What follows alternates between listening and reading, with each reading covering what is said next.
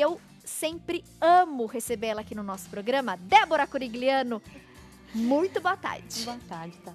Tudo bem, meu amor? Seja muito bem-vinda. Por favor, bem. fique à vontade. A casa é nossa.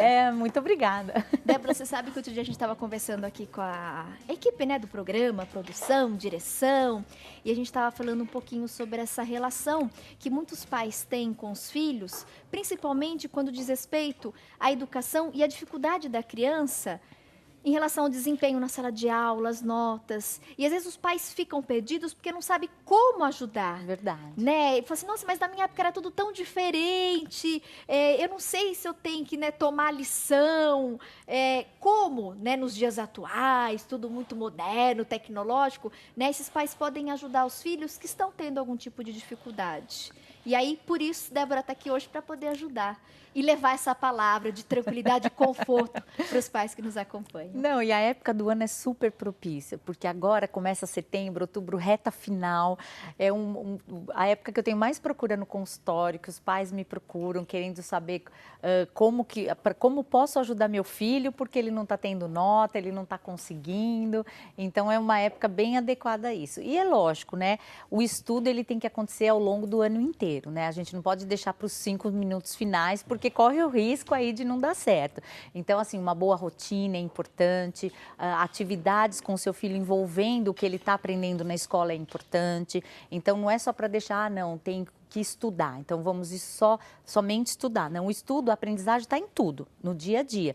Né? Se os pais derem uma atenção a tudo que acontece no dia, a criança está aprendendo o tempo todo. Você falou de rotina e, de fato, eu acho que facilita muito quando a gente tem ali uma rotina programada, horários certos, inclusive para a própria lição de casa. Sim. Né? Eu percebo, eu me dou muito bem, sabe, com essa questão de agenda, cronograma. Então, de manhã, eu anoto lá na agenda, eu tenho que fazer isso, isso e isso, à tarde é hora disso, disso, disso, aí vou sair do programa, eu tenho isso, isso e isso, e aí eu faço a minha agenda da semana.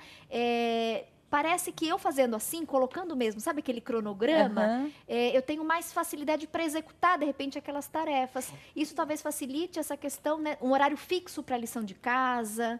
Sim, e isso ajuda também a você ficar mais tranquila e menos ansiosa, porque você já sabe o que você tem que fazer. Então, se a criança sabe que ela chega da escola, almoça, tem uma atividade, tem uma outra coisa, aquilo já acalma, não deixa a criança ansiosa. Então, é importante, assim, lógico, a criança que estuda de manhã, chegar em casa, ter o horário ali do almoço, aquele sono depois do almoço, mesmo para os adolescentes, que são os eternos cansados, né? Ele é fundamental. Eu estou terminando agora uma pós-graduação em neurociência da educação. Que legal, né? Então, Débora. quanto que na hora do sono é a hora que as memórias se fixam. Então, aquilo que ele estudou de manhã, se ele almoçar e tirar um sono de no mínimo 45 minutos, o que ele aprendeu na escola tem uma grande chance de fixar no cérebro. E aí o estudo que ótima notícia. é uma dica importante. Pena que esse estudo não saiu da minha época, né? Gente, olha que máximo. Deixa seu filho, então, dormir 45 minutos, ele vai máximo, fixar melhor o conteúdo da sala de aula. Aí ele vai acordar e vai fazer a lição, ele vai estudar. Né? Uma outra dica também, quanto tempo estudar? Né? Eu falo, a escola, hoje ela tem as aulas 50 minutos. Por que 50 minutos? Porque é o tempo de foco e concentração.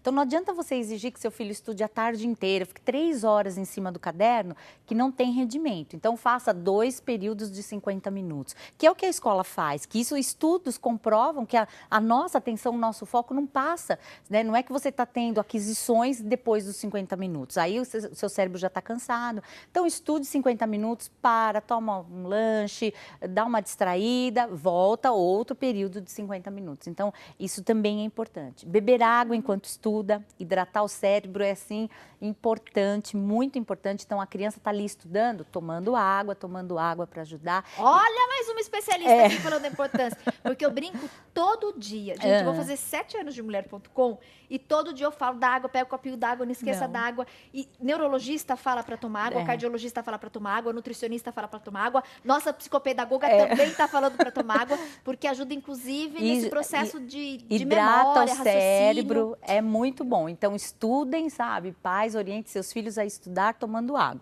Eu trabalho com a garrafinha de água também, porque o trabalho exige, então eu preciso estar sempre atenta. então a água ajuda muito, faz a diferença. Outro dia uma aluna minha, uma menina que eu atendo, ela falou assim, nossa, Débora, agora eu tô tomando bastante água, na hora da lição eu ponho minha garrafinha e tô tomando água. Eu, muito bem, parabéns. Só vai oferecer benefícios pro corpo. E tem algumas dicas também, Tati, de exercícios para fazer com que a criança assimile e estude com mais facilidade. Que legal, e técnicas, estratégias? Técnicas mesmo, E algumas delas, por favor. Então, tem uma que é muito fácil, que às vezes eu falo, a criança fala, isso não resulta, né? Eu falo que é igual o maratonista, ele começa a caminhar para um dia correr e fazer uma maratona, tem que fortalecer a musculatura.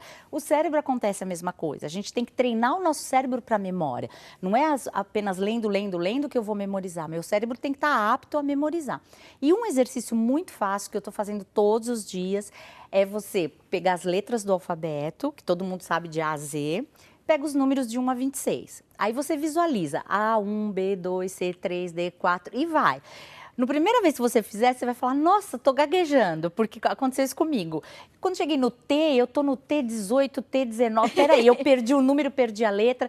Então, eu tenho feito isso com as crianças lá no consultório, dá resultado. Então, é assim, se você fizer isso 3 vezes ao dia, não leva 1 minuto e meio cada exercício, é um exercício que vai fortalecer a sua memória, o seu cérebro vai estar mais aberto. Idade, qualquer então. idade, qualquer idade. Agora, terceira você pode ajudar idade. Seu filho, o pessoal da melhor idade, né? Para deixar aquele cérebro ativo.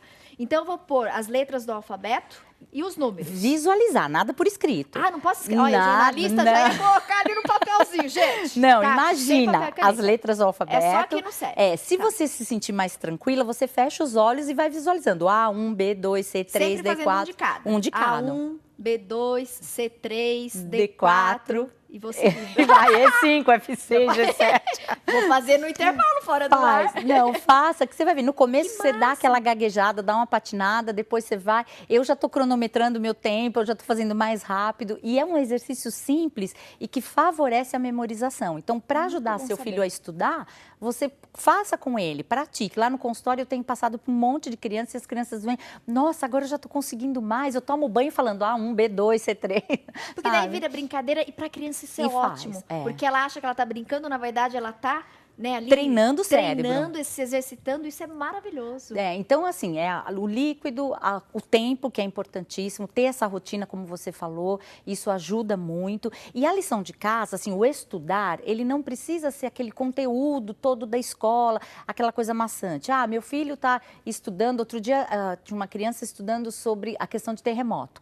E ela veio para mim perguntando coisa de terremoto, eu coloquei a reportagem do terremoto que teve recentemente da Itália, falando da escala que foi, o epicentro, era tudo que ele estava estudando e eu levei para uma coisa atual, que aconteceu, fatos verídicos, e ele, nossa, mas isso está no meu livro. Quer dizer, aguçou a curiosidade em estudar a matéria que ele tinha de um fato que aconteceu e aí fez esse link e ele se interessou mais. Então, que os pais estejam atentos ao conteúdo que o filho está estudando para poder proporcionar esse tipo de coisa. E ele foi para a prova com essa bagagem de tudo que a gente leu na reportagem, que explicava, a própria reportagem falava da escala lá do terremoto, o quanto que atinge. No livro dele confirmava o que a reportagem estava falando. Estava no jornal, estava no livro da escola, apareceu na televisão. Isso é bacana, porque de fato ele tem ali... E aí adquire, né? E aí assimila e aprende, e na hora da prova fica muito mais fácil. Tô adorando essa nossa conversa, por isso não vou deixar você embora, preciso chamar o intervalo, mas eu volto correndo para a gente desenvolver mais esse bate-papo e ajudar, né, os pais